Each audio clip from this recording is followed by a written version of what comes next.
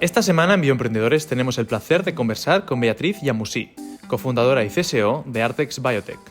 Artex es una empresa biotecnológica centrada en el desarrollo de nuevas terapias con oligonucleótidos que modulan el microARN para tratar enfermedades con necesidades médicas no cubiertas.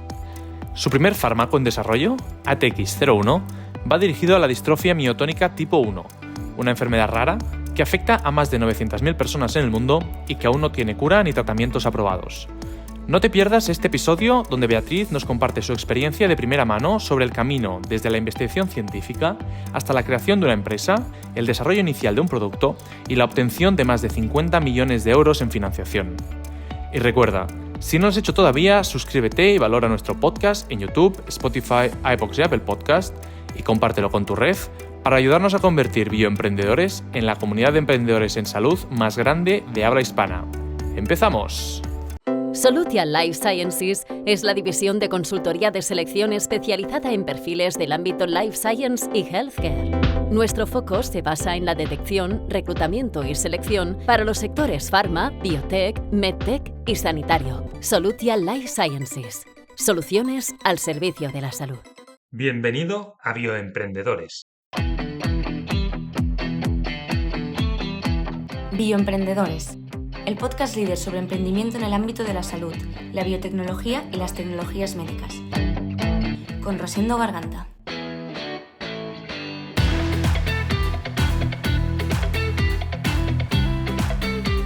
Beatriz, bienvenida a Bioemprendedores. Hola, ¿qué tal, Rosendo? Muchas gracias por traerme hasta aquí. Beatriz, ha costado un poquito coordinar esta reunión, pero Sí. finalmente lo hemos conseguido.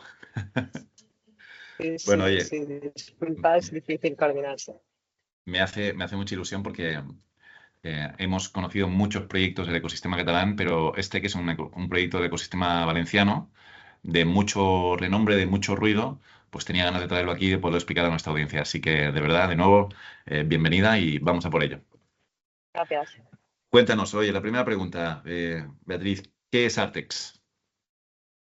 Pues Artex es una biotech fundada en Valencia, como spin-off de la Universidad de Valencia, y lo que hacemos es desarrollar fármacos basados en RNA de interferencia para el tratamiento de enfermedades raras. Sobre todo, empezamos con la distrofia miotónica tipo 1, que es una enfermedad rara, neuromuscular que no tiene tratamiento hasta ahora. Vale. Explícanos un poquito para todos los más profanos en el campo, qué es esto del RNA y después el RNA de interferencia. Sí, el RNA se hizo tristemente famoso con las PCRs también para el COVID y de hecho nosotros creamos la empresa justo antes del COVID y bueno, la tecnología estaba un poco relacionada. Nosotros lo que hacemos es básicamente reducir la expresión de, en nuestro caso, un microRNA que está alterado en una enfermedad. Entonces, bueno, pues los pacientes lo tienen aumentado en los músculos, nosotros lo que queremos hacer es reducirlo. Entonces utilizamos un RNA complementario que digamos que se une por complementariedad y lo bloquea. Entonces con eso conseguimos, digamos que al final lo que pretendes es algo similar a lo que hacen las terapias génicas, solo que en nuestro caso es algo transitorio, porque se trata de RNA. No estamos modificando el DNA, que son las copias de material genético. En ese caso la modificación sería permanente. Nosotros jugamos con el RNA, que es algo transitorio, de forma que una vez que dejaras de suministrar el fármaco, dejaría de tener efecto. O sea, es un fármaco, por tanto, luego entraremos con más detalle, pero entonces, ¿quieres decir que es one shot o es un fármaco que se tiene que ir administrando a lo largo de la vida del Exacto, paciente? no es una cura, es un tratamiento crónico, sí. Perfecto, entendido. Ok, este es o sea, esta es la tecnología con la que trabajáis, que va para un primer candidato, pero entiendo que tenéis otros candidatos y el primero le llamáis ATX01, he visto. Sí. Vale, El primero explícanos un poquito más este. Sí, en concreto es un inhibidor de un microRNA que se llama MIR23B. Los microRNAs, como su nombre indica, son RNAs muy pequeños. Los RNAs normalmente estamos acostumbrados a que codifiquen para proteínas. En el caso de los microRNAs es un caso un poco particular porque lo que hacen los microRNAs es regular a otros RNAs. Entonces, bueno, pues en nuestro caso nosotros descubrimos que ese microRNA está aumentado en los músculos de los pacientes y lo que hacemos es reducirlo. Y además, digamos, un elemento innovador que aportaba nuestra empresa es que hemos conseguido una forma de llevar el fármaco a los tejidos que están preferentemente afectados en la enfermedad, que son el músculo y el sistema nervioso, y que en este caso lo que hacemos es conjugar nuestra molécula con un ácido graso, que es lo que nos ha permitido mejorar muchísimo lo que conocemos como el delivery de la molécula. Hasta ahora, en las terapias con oligonucleótidos o con RNA, en nuestro caso, un problema muy importante por el que han tardado bastante en llegar a tener éxito es que no se conseguía que el producto fuera lo suficientemente estable y que llegara en suficiente cantidad a los tejidos diana. En concreto, el músculo ha sido muy refractario a distintos tratamientos de este tipo, como en Duchenne, que ha habido muchos intentos sin mucho éxito. Y el sistema nervioso, bueno, pues por las propiedades de barreras, de la barrera hematoencefálica, pues es difícil la llegada, por lo menos a través de vía intravenosa. Y las únicas terapias que se han desarrollado en ese sentido ha sido intratecal, inyectando directamente en la médula, lo cual, pues bueno, pues para enfermedades muy graves tendría sentido, pero evidentemente es algo que se puede mejorar mucho. Entonces nosotros hemos mejorado mucho el delivery y eso nos ha servido para tener un tratamiento que ha mejorado mucho su eficacia con respecto a las primeras pruebas que iniciamos y además, pues como tú comentabas, para futuros desarrollos. Vale. Con lo cual la tecnología, lo que os hace diferentes a cualquier otra compañía que pueda estar desarrollando cosas parecidas es esta conjugación con ácido graso que permite llegar Sí. a los órganos diana. Fenomenal. Sí, eso es lo más característico y en concreto en distrofia miotónica también es la diana molecular que utilizamos, porque la distrofia miotónica es una enfermedad en la que, digamos, se estableció que tenía un mecanismo de acción que proponía una diana terapéutica muy clara, que era el gen que contenía la mutación en los pacientes, y eso estaba tan claro que todas las compañías hasta entonces lo utilizaban como diana, reducir ese gen que contenía la mutación. Nosotros, en nuestros estudios desde la universidad, demostramos que el mecanismo era bastante más complejo que lo que se sabía hasta ahora, y de hecho nuestros estudios han sido apoyados recientemente por otros investigadores, y entonces hemos propuesto una diana nueva, de forma que además de mejorar el delivery, también tenemos una diana que por el mecanismo de acción que tiene, pues pensamos que pueda ser más eficiente. Vale. ¿Y cuál sería la administración de este nuevo tratamiento que estáis desarrollando? ¿Sería una administración oral? Intravenoso. Intravenoso. Vale. ¿Por qué intravenoso en lugar de otro tipo de administraciones? ¿Cuál es la ventaja que Bueno, aporta? a ver, oral, por ejemplo, los oligonucleótidos todavía no se hacen deliveries orales por la complejidad de tienes que atravesar muchas más barreras. En el caso de subcutáneo es una opción, pero de hecho hemos hecho algunas pruebas subcutáneo, pero aparte de que te puede dar más problemas por reacciones locales, digamos que en la primera prueba en humanos tú quieres ir al máximo posible. Claro. Y entonces, bueno, pues intravenoso lo que consigues es tener un pico mucho más alto de compuesto en el sistema en general.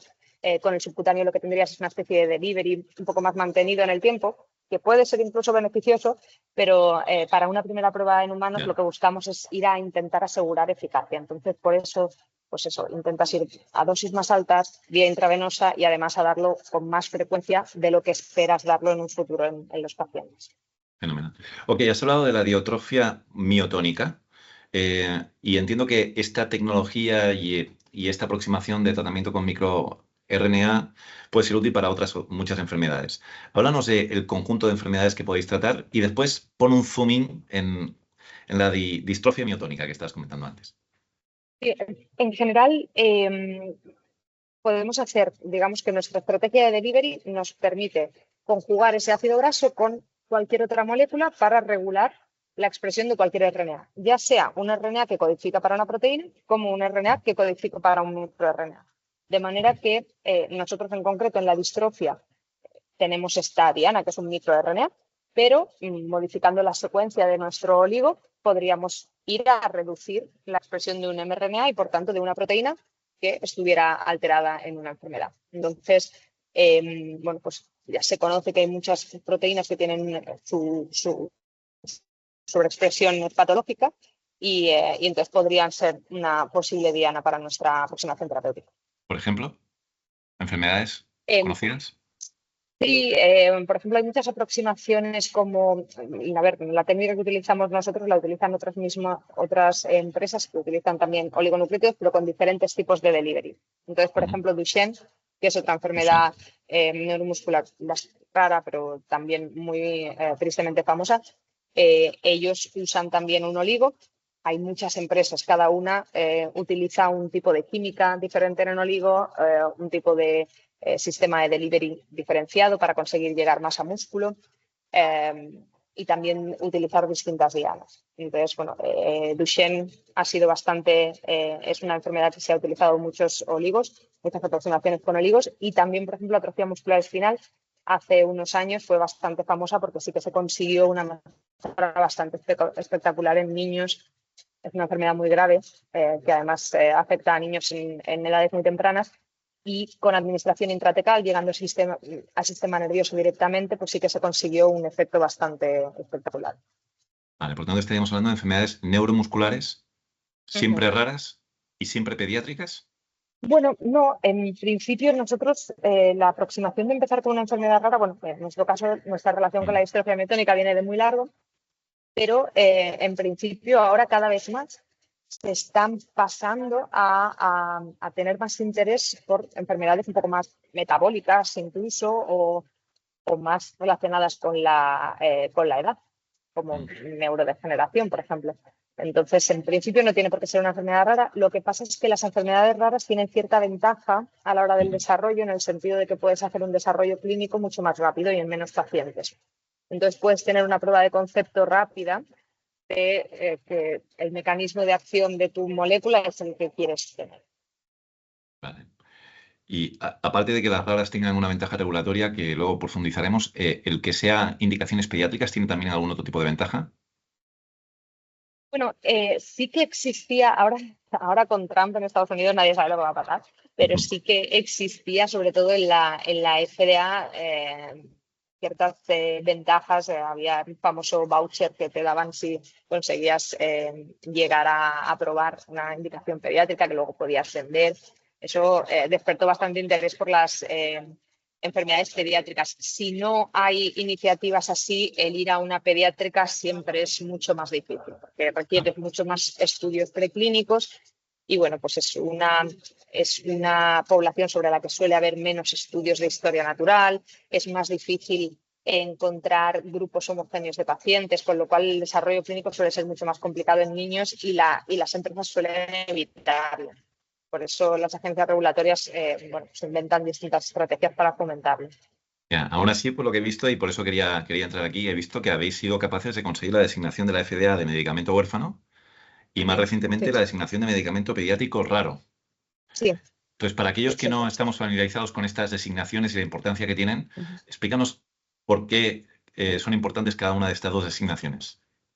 Y la designación de medicamento huérfano se lo dan a un desarrollo en un posible medicamento para una enfermedad huérfana, en el sentido de que no tiene tratamiento aprobado.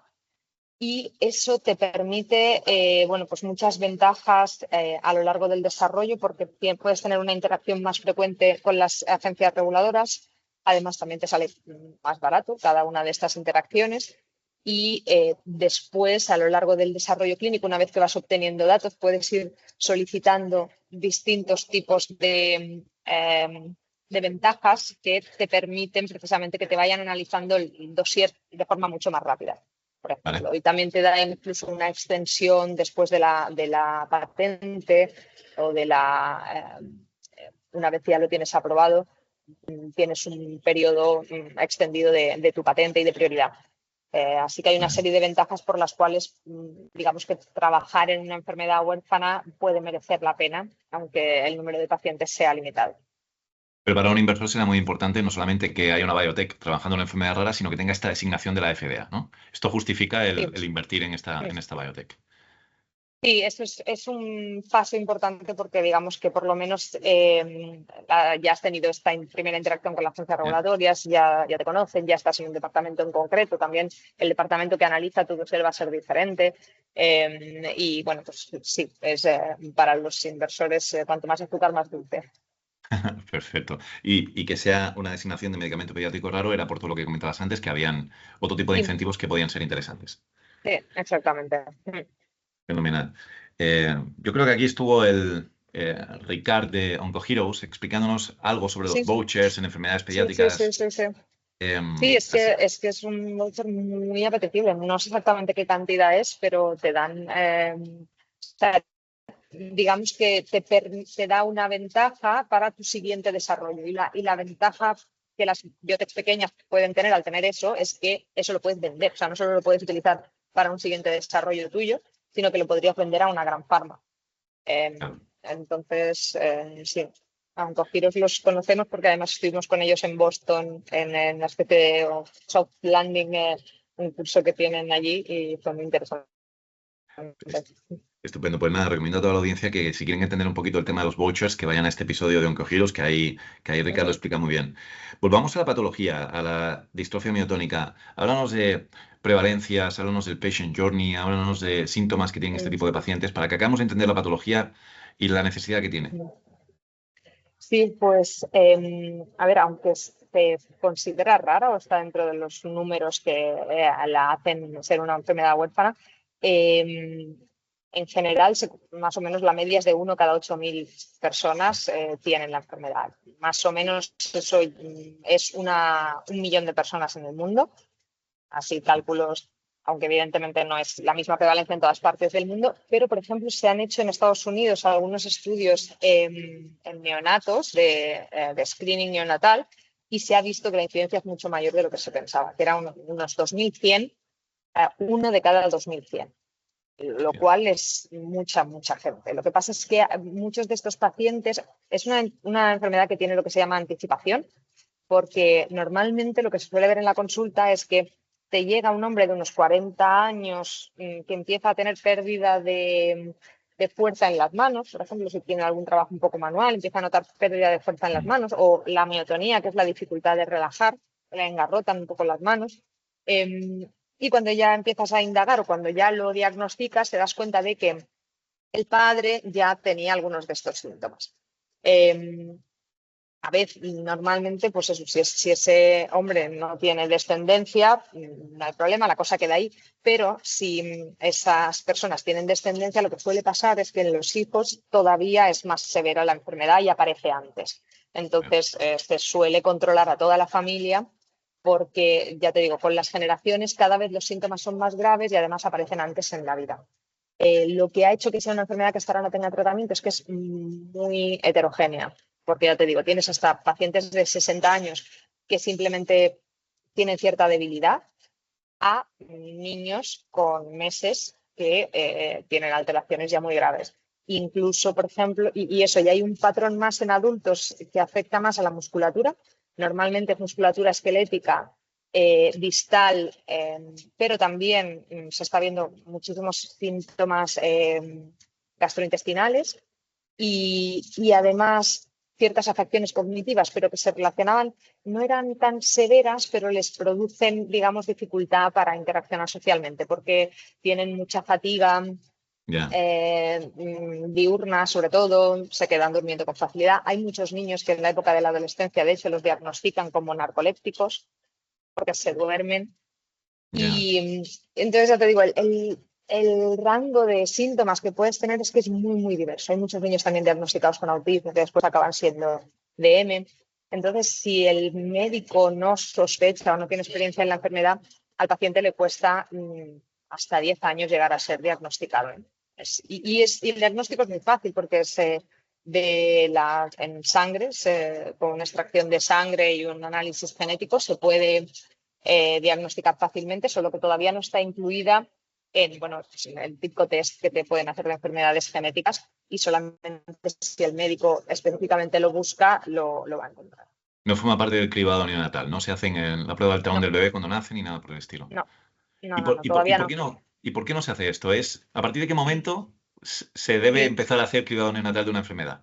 yo creo que una vez que tienes tratamiento, porque me imagino que para un médico debe ser muy duro el decirle Ya, a unos padres, mira, tu hijo tiene una enfermedad rara que no sabemos cuándo se va a manifestar, no sabemos ni qué síntomas va a tener y no tenemos ningún tratamiento. ya, Con lo cual nosotros esperamos que eso, que en el momento en el que ya haya algún tratamiento, el nuestro o el de cualquier otra empresa, porque hay muchas luchando por esto, pues que empiece mucha gente a diagnosticarse. Piensa que hay, de hecho, muchos pacientes, muchas familias, que cuando diagnostican a uno de la familia, los demás no se quieren ni hacer el test. Porque es como, mira, pues ya, ya veremos a mí lo que me pasa y ya cuando me pase ya vendré al médico.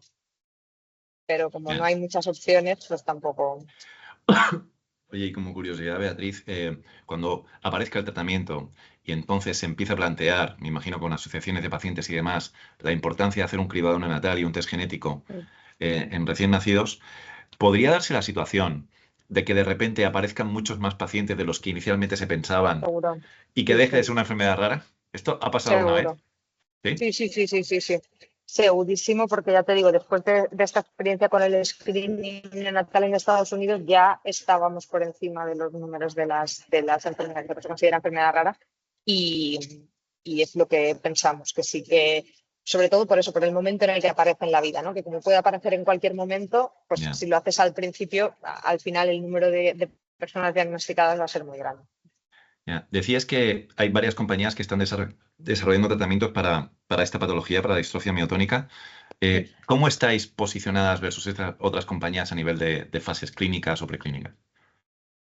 Bueno, no estamos mal. Sí. Para para la diferencia económica y de todo que hay, no estamos mal, porque realmente somos, creo, la tercera, cuarta más o menos en desarrollo clínico, a un año y medio más o menos de los que van más avanzados en clínica. Y de hecho somos la única empresa que está activamente reclutando pacientes en Estados Unidos y en Europa, a pesar de que las otras 5 que están en ensayos clínicos son todas americanas, empresas públicas de más de 500 millones de market cap, así que la Está bien, diferencia es bastante grande.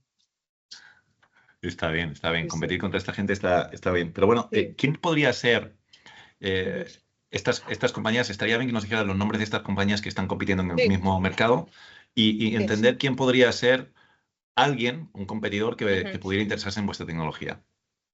Sí, pues por ejemplo, los que están más avanzados, los primeros que han tenido más o menos buenos resultados en los primeros ensayos en pacientes se llaman Avidity, Mm. que todos ellos relacionados también con terapias con olivos. Avidity, Dyne va más o menos segundo en la carrera, bastante de cerca. También Sarepta, Arrowhead y PepGen Mm. son las 5 que digamos que vamos siguiendo de cerca porque están todos o ya con Wow. una primera fase en pacientes o a punto de empezar su ensayo clínico. ¿Son todas ellas pure biotechs o son farmas que tienen una división para enfermedades raras, específicamente neuromusculares?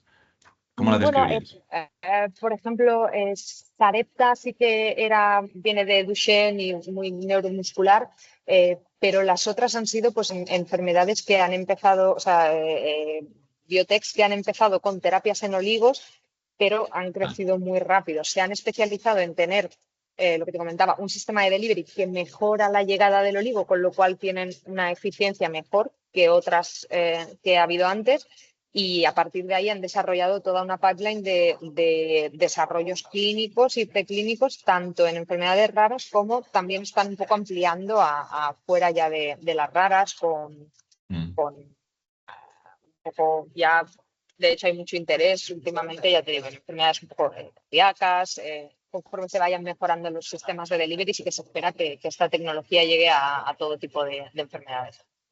Con lo cual, vuestra compañía y vuestra tecnología podría ser también un asset interesante para cualquiera de estas. Cualquiera de estas podría ser un éxito, no es excluyente que estén trabajando en la misma línea, ¿o sí? Lo dudo Ya. porque digamos que cada uno tiene lo suyo, que es lo que más le gusta y Ya. difícilmente se van a mover de ahí. Además, por ejemplo, en el caso de las dos primeras, ellos trabajan con anticuerpos conjugados con anticuerpos con oligos. Entonces, digamos que están como muy enfocados a eso. Entonces, ahora ellos están enfocados en abrir la pipeline utilizando su sistema de delivery en distintas enfermedades. Y digamos que nuestros compradores potenciales podrían ser otras grandes farmas que, por ejemplo, no tengan ahora sección de oligonucleótidos terapéuticos, que hayan trabajado más con otro tipo de moléculas, o que dentro del tipo de oligos pues hayan empezado con oligos desnudos, sin estrategia de delivery, que es lo que se ha hecho hasta ahora, y que prefieran y que quieran mejorarlo de alguna manera. Entonces, bueno, sí que hay, digamos, mucho mercado potencial. Ya veo. ¿Y qué es lo que hace que los inversores se interesen y hayáis levantado la cantidad de dinero que habéis levantado, que luego entraremos? ¿Qué es lo que os hace tan especiales para que con este panorama competitivo haya gente que diga, oye, vamos a invertir en Artex? La historia al final, la historia que cuentas creo que es lo más importante, porque bueno, muchas veces hablando con gente te comentan que hay proyectos buenos que se venden muy mal y proyectos malos que se venden muy bien. Nosotros creo que estamos, espero, en el caso de proyectos buenos que se venden bien, pero creo que es muy importante, ¿no? Lo que se cuenta y cómo se cuenta y también el enfocar la ciencia hacia cosas que realmente son interesantes. Nosotros creo que como hemos tenido muchísima exposición, hemos hablado con todo el mundo, creo que prácticamente con todos los fondos de inversión europeos, al menos estuvimos hablando durante la ronda, y incluso desde la fase de semilla, desde incluso antes de empezar la empresa, pues todo ese feedback que vas recogiendo te va ayudando a montar el proyecto de forma que al final tienes diferentes puntos de vista y estás incorporándolo todo y todo eso te ayuda muchísimo. Entonces, ya te digo, eso te ayuda a contar una historia cada vez más robusta, con más datos. O sea, siempre nos hemos apoyado mucho en una ciencia lo más robusta y lo más buena posible. Y creo que eso es lo que ha llamado la atención. También el campo de o sea, hemos tenido la suerte, digamos, de que el campo de los oligonucleótidos terapéuticos ha explotado estos años. O sea, desde el COVID. Es el IA, la Sí. inteligencia artificial de la biotech. Sí. Okay. Sí, totalmente. Muy bien. Totalmente, sí. Oye, pues qué bueno, sí, evidentemente ha sido un buen timing el haber fundado la compañía en el 19 y el haber aparecido una COVID-19 a finales del mismo año, ¿no? No tenéis nada que ver al respecto, ¿verdad, Beatriz? Nada. Nosotros estábamos ahí recién empezados, de hecho estábamos solo yo y el director de operaciones, o sea que estábamos un poquito solitos. Muy bien. Pues mira, ya que has empezado a hablar de esto, cuéntanos la historia, Beatriz. Háblanos de ti primero, de dónde vienes, si quieres empieza desde tu carrera universitaria y cómo empieza todo este proyecto. Sí, pues mira, yo hice bioquímica en la Universidad Miguel Hernández y fui a hacer la tesis en regeneración de médula espinal, de ahí mi relación con Spinalite, en el Instituto de Biomedicina de Valencia. ¿Qué relación tienes con Spinalite? Porque lo hemos dicho a micro cerrado, pero la audiencia aquí no lo sabe. Sí, es verdad. Soy una de las cofundadoras. Empecé con Carles y Andrés en el proyecto y bueno, pues yo de ingeniería puedo aportar bien poco y bueno, les he estado ayudando un poco a enfocar la parte más de búsqueda de financiación. Fenomenal. Porque, y le mandamos un fuerte abrazo al equipo de Spinal y recomendamos a la audiencia que se escuche el caso, que es un caso muy chulo. Sí. Y nada, eso, después de la tesis pasé a hacer el postdoc en la Universidad de Valencia, en genética, en el departamento de genética, con Rubén Artero como investigador principal. Y ahí estuve al final 13 años, de un proyecto a otro. Rubén, de hecho, fue el que descubrió el papel de la proteína más importante en la enfermedad de distrofia miotónica ya durante su tesis. Y cuando él estuvo mucho tiempo de postdoc en Estados Unidos y cuando volvió, pues un poco su principal intención era ver cómo modificar la expresión de esta proteína en la enfermedad, qué papel tenía, etcétera. Entonces, él es una persona muy activa científicamente, produce mucho, se mueve muchísimo, tenía muchos proyectos y gracias a eso pues yo me estuve manteniendo ahí porque no tenía ningún puesto fijo en la universidad. Llegué al punto incluso de tener mis propios proyectos, algún proyecto europeo, incluso alguno financiado por el telemaratón, por pacientes. Y una de las tesis de una de las personas que estaba ahí en la universidad, que es Estefanía Cerro, que hoy en día es nuestra head de R&D, pues produjo los datos que nos decían, bueno, pues que había que regular este microRNA, era importante para la enfermedad.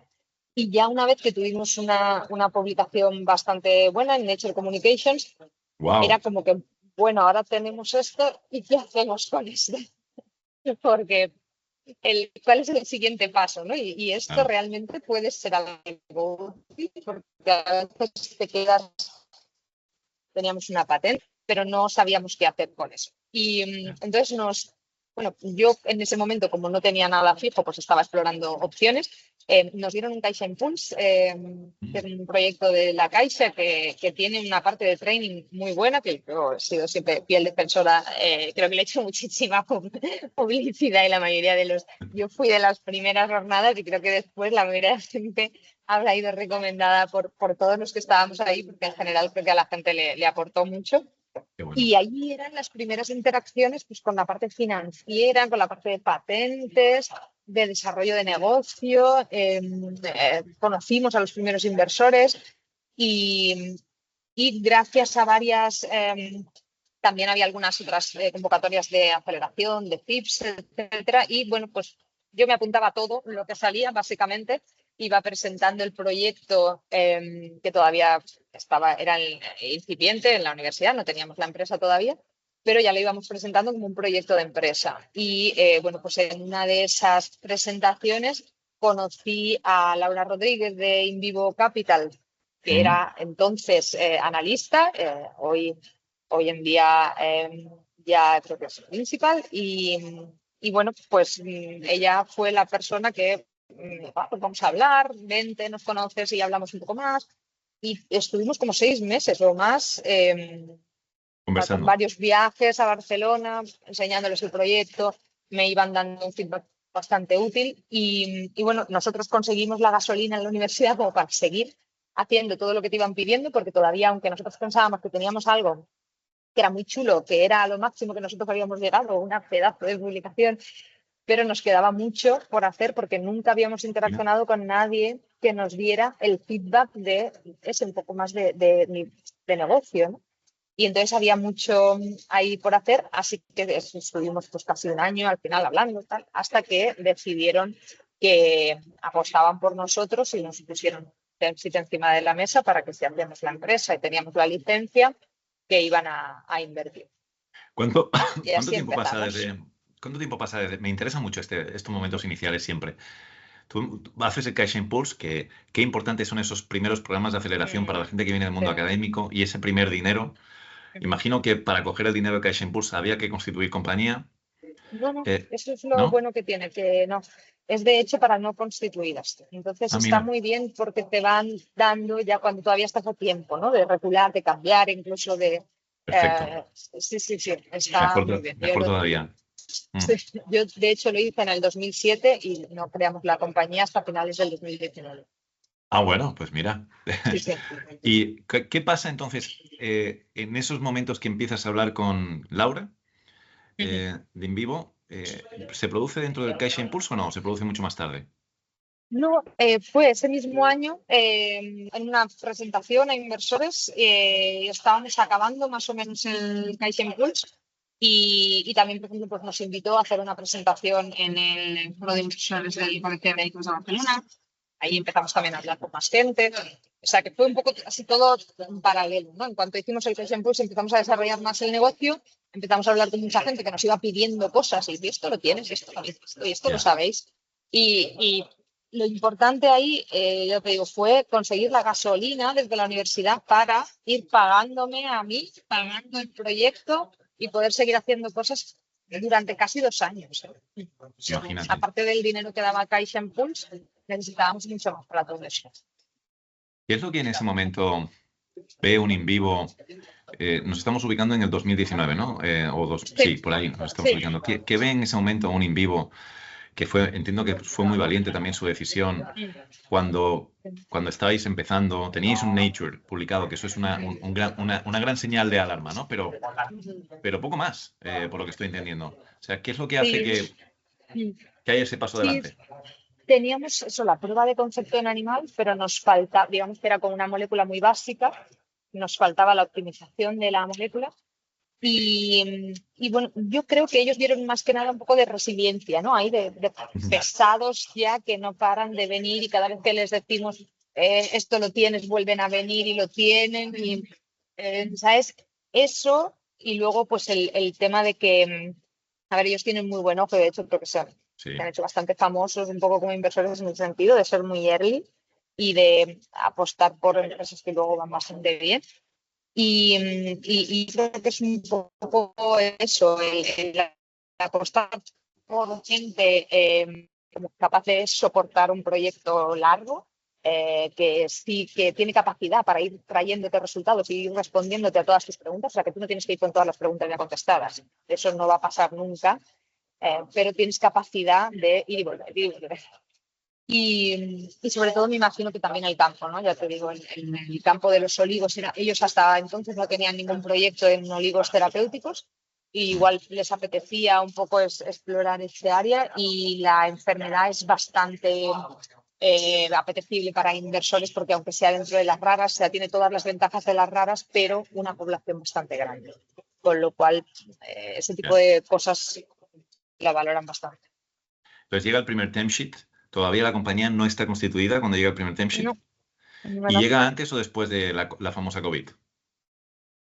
Antes, a principios del 2019, creo que fue febrero del 2019, porque en algún momento estuve ahí mirándome ahí los timelines, porque fue ese año bastante loco, porque una cosa que me habían contado en el Kaizen Pulse y que yo no pensaba que podía pasar, nos pasó, que fue el tener el dinero antes que la licencia y de estar a punto de perder el dinero por no poder hacer la licencia. La licencia con las entidades, con la universidad. Sí. Nosotros, desde el momento en el que ellos nos proponen el term sheet, ya incluso antes habíamos estado hablando con la universidad esta posibilidad. Como hacemos la spin-off, si hacemos esto y yo me paso la spin-off y Rubén se queda en la universidad y cómo funciona aquí el tema. Pero no nos habíamos puesto a hablar sobre un acuerdo y cuál es la patente. Y entonces, cuando ya empieza todo ese proceso larguísimo, fíjate, desde febrero hasta diciembre, fue ese proceso.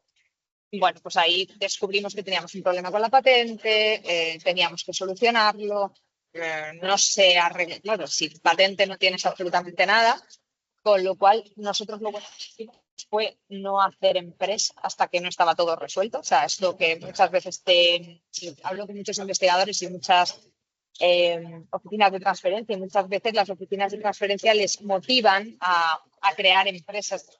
Entonces, no es necesario tener una empresa para hacer ciertas cosas, porque desde el momento en el que empiezas a hacer la empresa, empiezas a trincar y a perder dinero.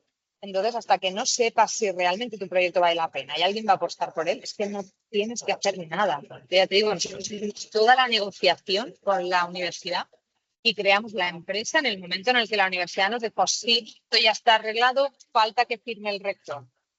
Creamos la empresa en septiembre y en diciembre firmó el rector. Y ya nos dieron el dinero. Que fue un poco me estoy imaginando todo el equipo cogiendo al rector por el cuello para que firme ya para recibir el dinero.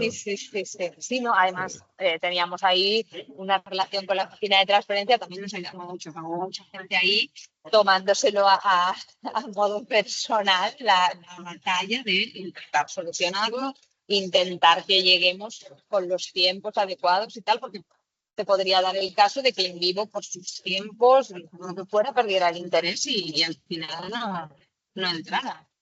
O sea, que sí, un poco agónico esa época. Me lo puedo imaginar. Bueno, es que claro, es que lo que estás diciendo, ese momentum en el que tienes un term sheet, hay que, o sea, cuando hueles sangre, ¿no? Los vendedores o los emprendedores cuando están levantando capital, hay que ir a por ello a tope. No te puedes relajar ni un segundo, ¿no? Porque se puede perder el momentum. Claro. Y se puso la cosa cuesta arriba, ya veo. Sí, pues costó mucho, pero bueno, al final firmamos. Firmamos en diciembre y entró el dinero en la compañía antes de que se acabara el año, con lo cual, pues, muy contentos. ¿Y cuáles son esos primeros pasos después de recibir la financiación? Sí, pues lo primero, ya te digo, montar el equipo porque estábamos solos y no teníamos tampoco muy definido qué tipo de perfiles profesionales necesitábamos, un poco por inexperiencia, porque no, yo siempre había trabajado en la universidad, Pedro también en entidades públicas, y entonces no teníamos muy claro qué tipo de personas íbamos a necesitar. Así que pues ahí fuimos incorporando un poco pues, un perfil de toxicología, una persona de química analítica.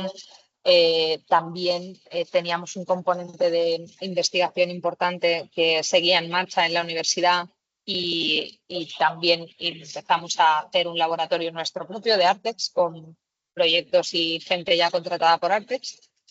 Así que sí, montar el equipo creo que fue lo más importante en las primeras fases. ¿Y qué pasa cuando de repente llega la COVID? Porque me decías que el dinero acaba entrando, la firma del rector entra en diciembre, del dinero entra en diciembre, montáis el primer equipo, pero claro, en febrero o Sí, marzo, no recuerdo ahora, del año 2020, sí, nos dicen a sí, todos sí, que para marzo. casa. ¿Cómo lo vivís vosotros Sí, esto? sí. Sí, en marzo, pues nosotros estábamos a punto ya en fallas, en plenas fallas, Imagínate. y sí, sí, sí, y recuerdo que fue como, no puede ser, o sea, si suspenden las fallas, es que se cae el mundo, tiene que ser.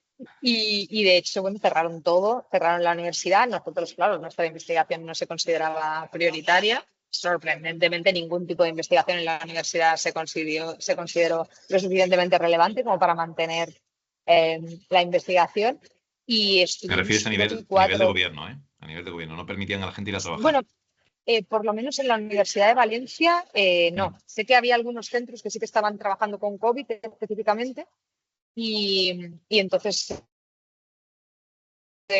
podían ir a los laboratorios.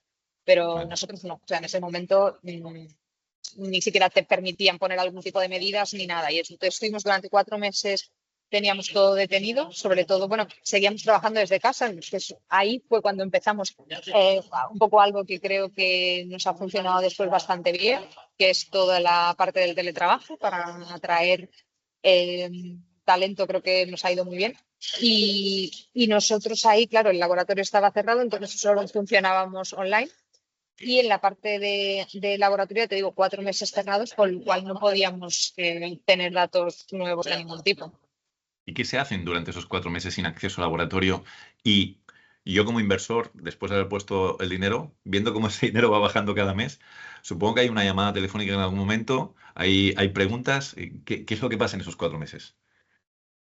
No, lo bueno es que nosotros desde el laboratorio ya previamente, todo este año que habíamos estado luchando por la licencia, habíamos ido avanzando en el proyecto. Porque ya te digo, lo bueno es que ahí todo lo que los proyectos que había ya en marcha en el laboratorio estaban muy bien enfocados y entonces habíamos ido proporcionando muchos datos que no tuvimos que hacer necesariamente dentro de la empresa. Entonces sí que había muchas cosas que podíamos seguir trabajando un poco online y que podíamos seguir, digamos, alimentando a los inversores de nuevos datos para que todo fuera mucho más rápido. Y entonces que teníamos ahí una parte importante que hacer de subcontratación a, por ejemplo, la empresa que hacía la síntesis de las moléculas, etcétera, un lapso justo de tiempo en el que no nos afectó demasiado. Vale. ¿Cuáles son los principales milestones a partir de ese momento y hasta el día de hoy que ha tenido la compañía? Y pues ahí lo primero fue el primer año, era todo desarrollo del lead, o sea, el decidir cuál era el candidato terapéutico que íbamos a avanzar. Entonces teníamos ahí como un ranking de moléculas y el diciembre del 2021 fue clave, ¿no? Hicimos una reunión, bueno, en enero ya del 22, una reunión un poco para seleccionar, ¿vale? Pues vamos con este otro de backup vamos a hacer estas otras. Y porque ahí ya empezaba la preclínica regulatoria. Entonces 2022 fue toda preclínica regulatoria con el candidato y ahí, bueno, pues empiezas a ir viendo ya si hay algún problema de toxicidad, si no, si realmente es un buen candidato y sigues adelante. Y 2023 ha sido ya el momento en el que empiezan las submisiones a las agencias regulatorias, porque ya teníamos todo el paquete preclínico, con lo cual en el 23 empezamos las submisiones, en el 24 nos dieron la aprobación y toda esa parte de desarrollo de la empresa ligado a la parte de financiación bueno, levantamos la financiación para el ensayo clínico en el 2023. En mayo del 2023 fue cuando la cerramos, pero todo el 2022 nos lo pasamos intentando levantar fondos. Fue como un año de campaña. Así que y era clave un poco para conseguir toda la parte de financiación para el ensayo clínico. O sea, yo tengo apuntado aquí, tú me corregirás, yo tengo apuntado que hacéis una primera ronda liderada por InVivo. 1,5 millones, ¿es correcto? Sí. Ah, Ese fue el principio. Luego una cosa es que durante el COVID tuvimos la suerte de incorporar también a AdBio en los primeros 6 meses de vida de la compañía, en pleno COVID, que de hecho no les conocíamos en persona, de hecho hasta 2 años después o así de entrar ellos, no les llegamos a conocer qué en fuerte. persona. Sí, fue una apuesta así valiente por su parte. Y de entrar ellos, querían entrar con más dinero, entonces animaron un poco más a InVivo, con lo cual entre los dos y CDT Invierte, que entraba también con este vehículo de inversión pública dilutivo, en total más o menos cerramos una ronda ahí de 7 millones para hacer toda la parte de clínica regulatoria. Qué bueno, o sea, empieza InVivo, luego se suma Bio, luego se suma CDT Invierte y en total 7 millones para preclínica regulatoria. Pero luego tengo Sí, anotado que conseguís un EIC Accelerator y después sí. viene la gran ronda, ¿no? Entonces, explícanos para qué es el EIC Accelerator y para qué es la siguiente ronda que si no recuerdo mal, lidera Columbus. Sí, con el EIC Accelerator era para la parte clínica y lo bueno que hicimos bien es que y cogimos la opción de Blended, que entonces eran 2,5 de grant, 2,5 millones de grant y opción de entrar en equity. Muy bien. Entonces ellos entraron en equity en la empresa y completaron la ronda esta de 43 millones que cerramos en mayo del 2023, porque ahí ya teníamos a Columbus liderando, teníamos a varios fondos más o menos convencidos, pero queríamos llegar a una cantidad que nos permitiera realmente acabar el ensayo y hacerlo como que lo queríamos hacer, y con el impulso del EIC Accelerator pues ya conseguimos cerrarlo. Y EIC Accelerator, la parte no de grant, que son 2,5 millones, sino la parte de investment, de equity, Sí. ¿cuánto dinero era? 14 millones. 14 millones, wow. Wow, y esto Sí, ayuda sí, a sí. cerrar una ronda de 43. Con esta ronda, ¿llegáis a completar toda la fase clínica o solamente una parte de la fase clínica de la primera indicación? Sí, llegamos la fase clínica en esta indicación es directamente un fase 1-2A, porque también es lo bueno de hacerlo en enfermedades raras, que ya puedes tener no solo seguridad, sino también algo de eficacia. Entonces, con esa ronda llegaríamos a terminar esta fase 1-2A en pacientes, pero es durante un periodo corto, que es un tratamiento de 1 mes y medio. Con lo cual, en paralelo estamos haciendo estudios clínicos. Vale. Oye, permite que vuelva un poquito atrás, porque hay una cosa que has dicho antes en la fase previa a la preclínica que me ha interesado y que yo no lo sé y por eso te pregunto, ¿no? ¿Cómo, cuando tenéis que decidir el candidato para iniciar la preclínica regulatoria, cómo se elige un candidato? De la cantidad de compuestos que tenéis, ¿qué es lo que tenéis en cuenta? Sí, ahí hicimos varias formas un poco de análisis y mucho, evidentemente, la seguridad, porque al final eran todo moléculas, digamos, con una misma diana, pero la gran diferencia podía ser la seguridad. Entonces fuimos primero a testar in vivo la seguridad a dosis muy altas, mirando además qué tejidos podían ser más sensibles, etcétera. También teníamos varios estudios, tenemos una batería de estudios in vitro, cosas que estaban ya muy validadas para oligos, cosas que no tanto, que también las probamos. Y entonces, más o menos nuestra estrategia fue eso, una especie de prediseño in silico o de screening in silico, luego in vitro y luego in vivo. En animales, primero en murino. Una cosa también bastante inteligente que hicimos fue usar el minipic como segunda especie relevante en vez de ir directamente a primate, que es lo que muchos desarrollos de oligonucleótidos hacen. En especial con todo el COVID hubo una falta de primates muy grande porque estaban muy reservados para COVID. Entonces, todas las estrategias de diseño de desarrollos de oligos terapéuticos tuvieron ahí un pequeño parón porque no podían usar monos. Y nosotros escapamos un poco ahí ese problema usando el mini pig, que después cada vez se ha ido validando más, que por otro lado también es mucho más barato. Eso también. Y entonces, bueno, pues eso nos permitió ahorrar bastante y aún así tener resultados bastante robustos. De todas maneras, me parece una decisión arriesgada. Seguro que cuando teníais que decidir el candidato y además teníais que decidir esta estrategia de ir por mini pig en lugar de primate, hubo muchas conversaciones en el equipo científico. Me pregunto si también a nivel de consejo de administración y cuál era el nivel. Ahora, a todo lo pasado, todo fantástico, pero en Sí, ese sí. momento, ¿cuál era el nivel de tensión o de Sí, cuestionamiento? sí, en el board, evidentemente la decisión se tomó también a nivel de board. Evidentemente nosotros tenemos una propuesta, pero sí que hubo, de hecho, incluso en algún momento en el que después ya tienes resultados de toxicidad en murino y en algún momento dudas, ¿no? De decir, lo tengo que avanzar un poco más, el backup, para estar ahí por si acaso tenerlo más cerca, ¿no?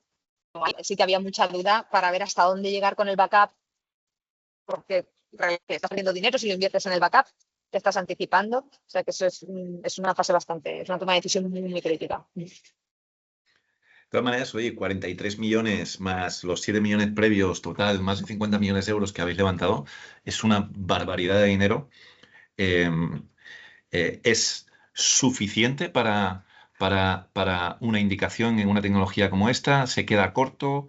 Desde luego, si os comparamos con las compañías americanas que comentabas antes, parece que falta muchísimo más si queremos competir con ellos. Pero ¿cuál es tu sensación ahora que tú estás metida en el ajo, no? Sí, es que de hecho mucha gente, teníamos un asesor muy al principio que nos decía, no os acostumbréis a esto, es que muy poca gente maneja tanto dinero, es muy fácil trabajar con tanto dinero. Y tenía razón, no es muy común.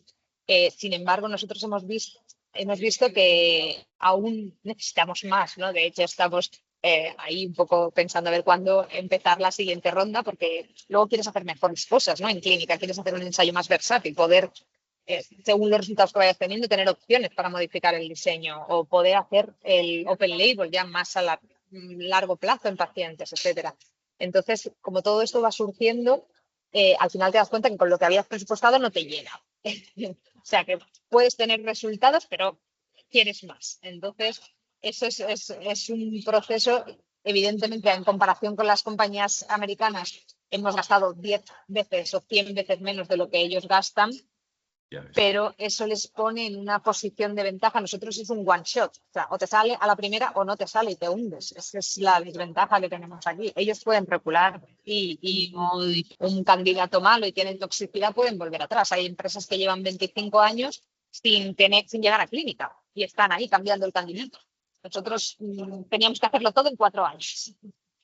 Bueno, muy bien. La ventaja que tiene de ser tan capital efficient comparado con los americanos es que si en el día de mañana hay una compañía que se interesa en vuestra tecnología, pagando, vamos a decir, menos, entre comillas, puede quedarse. O sea, la transacción puede ser más sencilla de gestionar que no después de haber levantado 500 millones de euros, ¿no? Sí, eso esperas, ¿no? Que estás en una posición un poco de ventaja en ese sentido, que puede ser más apetecible a tanto a inversores como a farmas por el precio, pero también es verdad que juegas con la desventaja de que tienes la falta de credibilidad Ya, de que no eres Oxford o Harvard. ya. Y eso cuesta remontarlo, sí, eso cuesta. Sí, claro, pues, buen punto. ¿Cómo se vive esto, ¿no? Que estás diciendo ahora? No eres Oxford, no eres Harvard, y además no estás tampoco en el ecosistema más conocido dentro del español. Estás en Valencia, no estás en Barcelona, ¿no? Esto, ¿cómo lo habéis vivido a nivel de captación de inversión? Parece que ningún problema. A nivel de captación de talento, a nivel de discurso. Sí, sí, a nivel de captación de talento, ya te digo, el teletrabajo nos ha funcionado muy bien para todo lo que no sea laboratorio, evidentemente. Entonces, para esa parte sí que trabajamos con gente de todas partes del mundo. Creo que somos 7 o 8 países diferentes trabajando ahora mismo. Y para la parte de captación de financiación cuesta mucho más convencer, Sí, cuesta mucho más. Sí.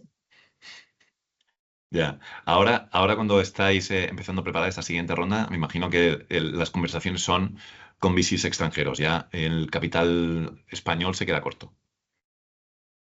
Sí, sí, sí, incluso Europa se queda corta un poco. O sea, Incluso Europa se queda corta. Wow. estamos, eh, sí, estás buscando ya un poco fondos, eso, pues muy grandes, que tengan tickets de mínimo 10 millones y que puedan, ¿no? Que puedan apoyarte más adelante si realmente luego quisiéramos algo más que vender ya. Entonces, la mayoría de VCs en Europa lo que buscan es un recorrido corto, no empresas que vendan lo antes posible. Pero claro, eso al final no eres tú el que vende, te compran cuando te compran. Y puedes tener a veces algo muy bueno, pero si no es el momento, o si el que te quiere comprar, por lo que sea, no se alinean los astros, entonces para tener esa gasolina necesitas tener inversores que puedan ir acompañando a la empresa en un recorrido más largo. Y Ya. esa es un poco la idea. Entonces, también por eso, cuando hicimos la serie A, entró Frédéric Legros como CEO de la empresa. Yo pasé al puesto de Chief Scientific Officer, que era más mi perfil, y él sí que había trabajado más de Chief Operating Officer en otras empresas y también en el mundo de los oligos terapéuticos de enfermedades raras. Tenía muchos contactos también con otros fondos de inversión. Entonces, esa parte de business es la que él está liderando más ahora. Digamos que tiene un perfil más profesional y de business que yo. Tiene una experiencia previa, ya lo he vivido una vez y Sí. puede acelerar el proceso. Sí, ¿Cuál sí. es el tiempo de llegada al mercado para esta primera indicación? Si todo va bien, ¿cuándo podría llegar esto a ser aprobado por la FDA? Pues, a ver, nuestros cálculos siendo súper optimistas, de que va a 2030, son un poco los cálculos así más optimistas. Vale, 2030, muy bien. Con lo cual quedan 5 años bien buenos que hay que financiar para poder llegar hasta ahí. Vale, pero además tenéis más Pues cositas sí. en vuestro Mm, pipeline. No solamente es distrofia miotónica, sino que tenéis otras cositas más. mm. Sí, sí, la misma molécula se puede utilizar en pacientes de distrofia miotónica tipo 2, que es muy similar por el mecanismo de acción y que tampoco tienen opción terapéutica. Y bueno, y luego estamos intentando utilizar el mismo sistema de delivery de oligos para otras enfermedades, como por ejemplo la pérdida de masa muscular debido a distintas causas, como por ejemplo el cáncer, que sea por cáncer. Y esto de trabajar, pero siempre es la misma molécula o el mismo compuesto o vais cambiando de No, compuesto. en el caso de la distrofia miotónica tipo 2 sí que sería la misma molécula, que es la TX01, pero ya te digo, ahora estamos intentando aplicar ese mismo sistema de delivery en otras enfermedades musculares o en enfermedades neurológicas.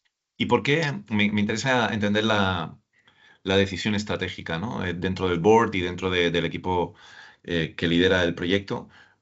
¿Por qué aumentar el pipeline en lugar de profundizar y dedicar los recursos solamente focalizados a una primera indicación? ¿Qué aporta de ventaja Mm. aumentar el pipeline? Sí, a ver, desde el principio siempre nos han dicho que nos enfoquemos muchísimo y de hecho solo hemos desarrollado otras indicaciones y hemos desarrollado esta idea de la plataforma a través de financiación pública que nos permitía un poco tener colaboraciones con centros académicos que eran más expertos en otras enfermedades. Pero ya te digo, siempre nos han pedido que nos enfoquemos hasta que las mismas farmas o los mismos futuros inversores nos han dicho, ¿y qué más tienes? Yeah. Puedes hacer con esto? Entonces sí que es verdad que hay un creciente interés, sobre todo por la parte de que es capaz de atravesar la barrera hematocefálica, debido a que no hay opciones terapéuticas para enfermedades neurológicas hoy en día basadas en oligos, más que con inyección intratecal, que sería solo enfermedades muy graves. Muchos desarrollos en que surge el momento y entonces te dicen, ¿y por qué no has hecho esto? Ya. Bueno, es que claro, al final el objetivo debe ser, desde el punto de vista de inversión hablo, ¿eh? Debe ser maximizar el valor de la inversión. Entonces, Sí, ¿cómo lo maximizo? ¿Lo exacto. maximizo ampliando las indicaciones y generando una plataforma? ¿O lo maximizo focalizando todos los recursos en una única indicación y vendiendo este fármaco en esa indicación? La verdad que es una decisión difícil, me Sí. puedo imaginar. En principio, yo creo que siempre la máxima es ir a por una y tener la prueba de concepto con esa, porque además nosotros eso, ahora que ya llegas a clínica, tienes una primera indicación en clínica, por lo menos ya pruebas que tu plataforma es segura al menos y ya tiene sentido ir a otras. Dentro de un año tenemos que empezar hace 2. Ujú. Oye, tenemos una mala conexión hoy por el tiempo que hace, así que si te parece, ahora que más o menos tenemos claro el proyecto, en qué fase estás, el dinero que habéis levantado y la ventaja competitiva que tiene, vamos a entrar un poco en la parte final más personal, Beatriz.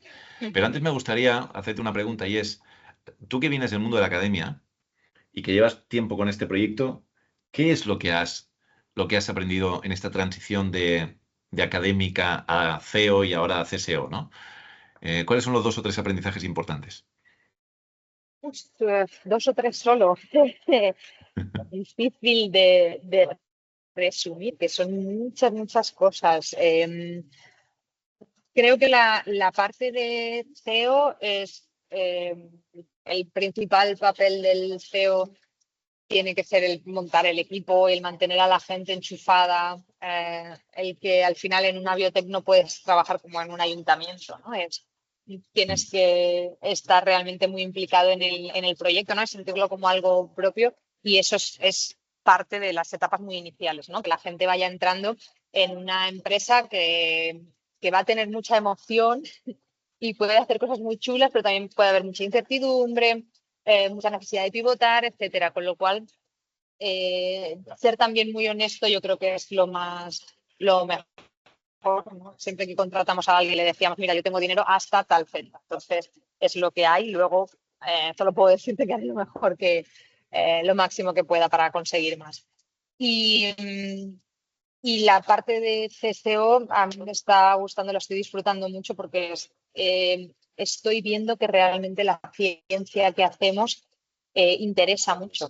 A pesar de lo que a lo mejor mucha gente pudiera pensar de que el marketing es importante o a la hora de contar la historia es más importante el business, nosotros nos hemos encontrado que en todas las discusiones con inversores sabían muchísimo de lo que estaban hablando, pero muchísimo, y era muy importante tener una ciencia muy robusta. O sea, es muy importante que la persona que lidere el proyecto tenga una base muy científica. No, yo te digo, no tanto. De hecho, al principio yo tenía muchas dudas de si realmente alguien con un perfil científico podía liderar una empresa, y es que realmente una empresa de este tipo necesitas tener una visión estratégica que igual solo con mucha base científica la puedes conseguir.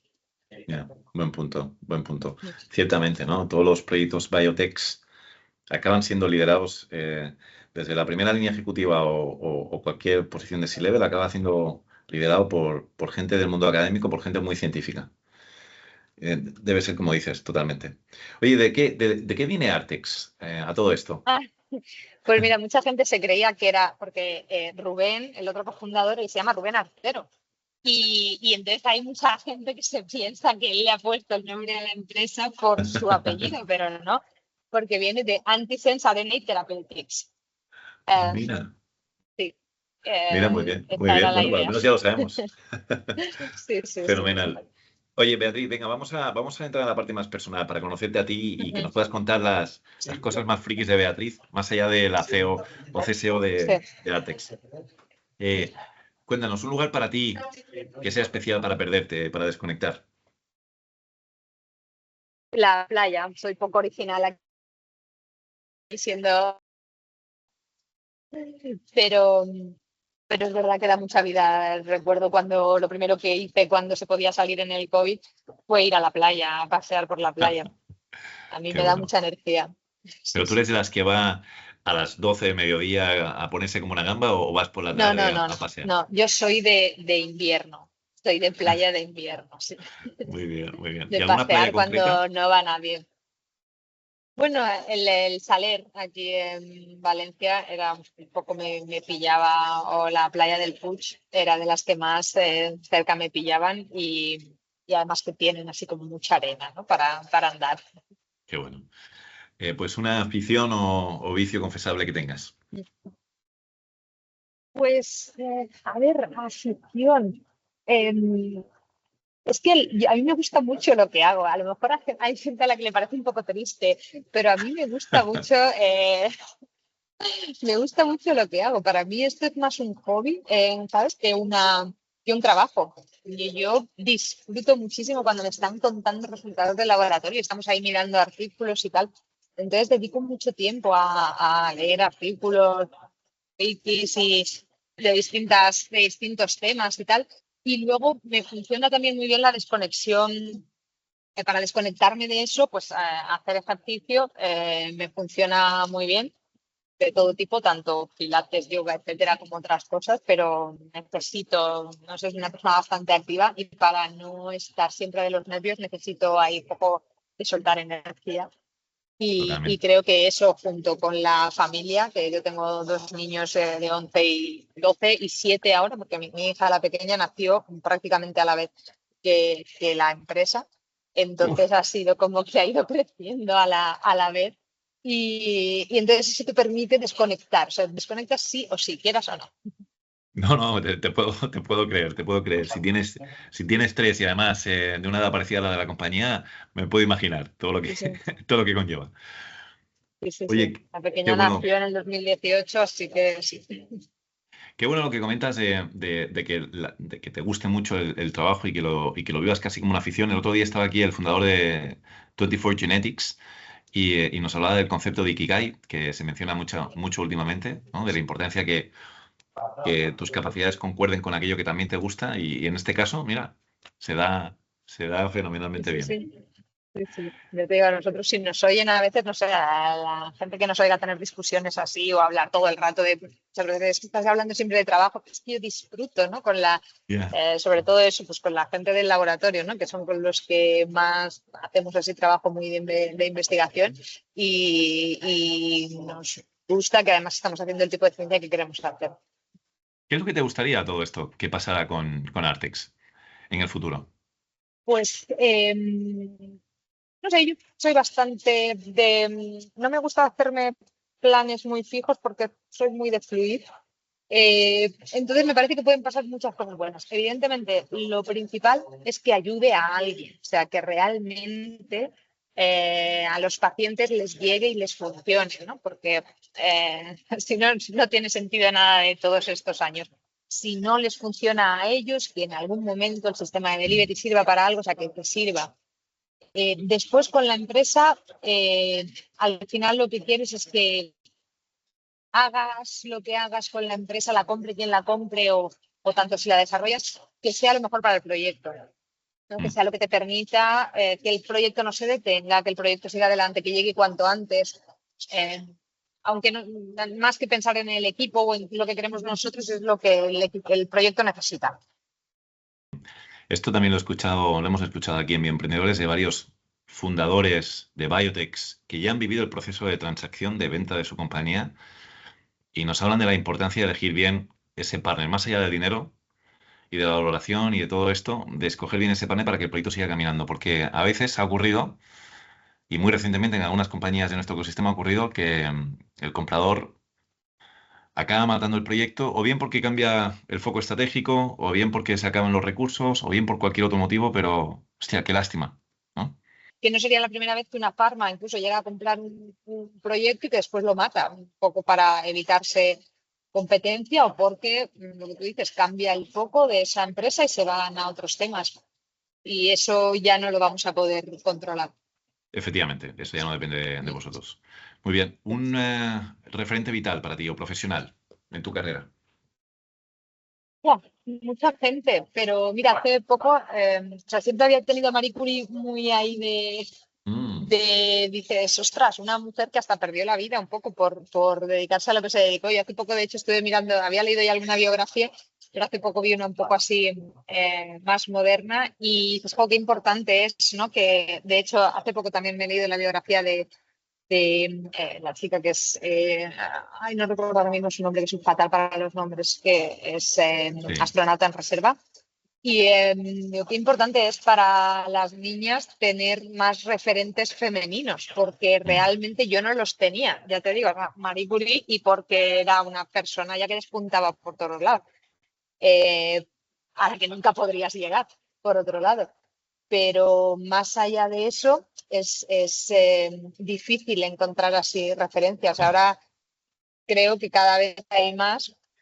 y por suerte en todos los campos, no solo en ciencia, pero es verdad que la ciencia ha sido un campo que más tradicionalmente las referencias eran todas masculinas.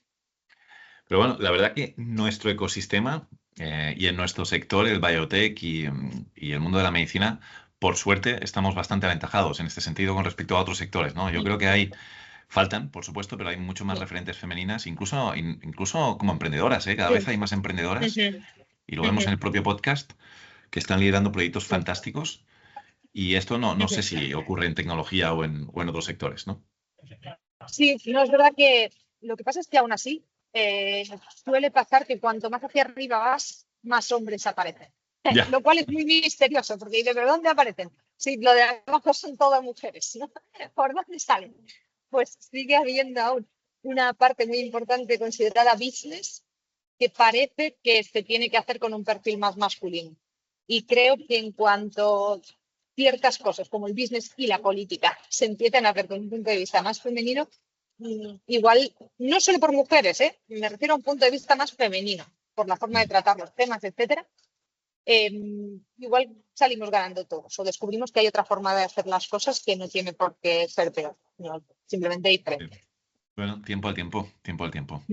¿Una comida favorita para ti?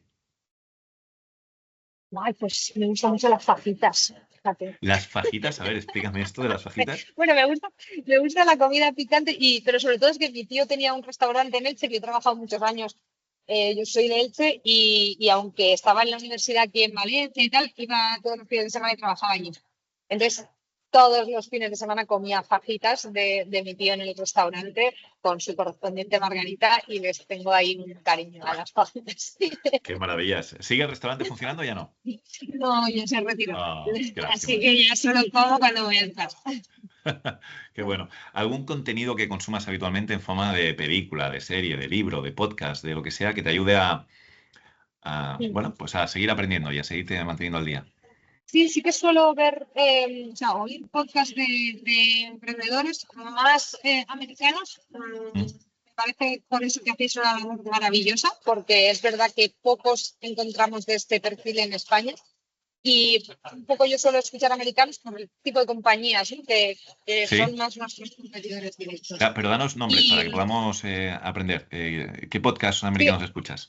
de Biotech Waves, Biotech Wave. por ejemplo, sí, te lo pasaré porque más Nathan Birmingham, creo que se apellida, el tío es un hacha con no sé cuántos años de experiencia en biotech que ha pasado por casi todas las empresas y además trae por ejemplo, hace poco oí un podcast del CEO de Ionix, el ex CEO de Ionix, que es una empresa pionera en el mundo de los olivos, que además tiene una vida personal muy característica, muy atípica, porque les viene de un barrio muy, muy pobre de Estados Unidos y sin familia, etcétera. O sea, una persona que cómo ha llegado hasta ahí. O sea, que es Sueño una americano. historia de estas, sí, una historia muy americana.